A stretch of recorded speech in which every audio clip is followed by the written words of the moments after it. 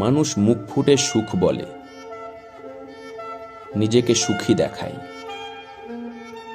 কিন্তু মানুষ মুখ ফুটে দুঃখ বলে না, যতক্ষণ না কেউ বায়না করে জানতে চায়। নিজেকে সুখী দেখানো খুব সহজ, তাই মানুষ তার চোখ, মুখ, কাজ, লেখা ও বাস্তবে কিংবা ভার্চুয়ালে সব কিছুতে নিজেকে ফ্লেক্সিবল দেখায়, স্ট্রং দেখায়, এবং সবাই এটা দেখে। কিন্তু দেখানো কঠিন, দুঃখ জানানো কঠিন।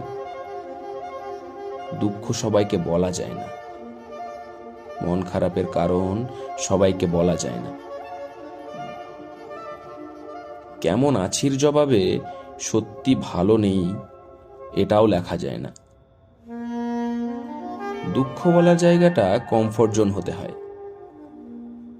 শোনার আকুতি থাকতে হয়, হাতে সময় থাকতে হয়, ধৈর্য থাকতে হয়, চোখের শীতলতা থাকতে হয়। যার এই কমফোর্ট জোন আছে সে ব্লেসড, আর যার নেই সে মূলত একা, ভীষণ একা।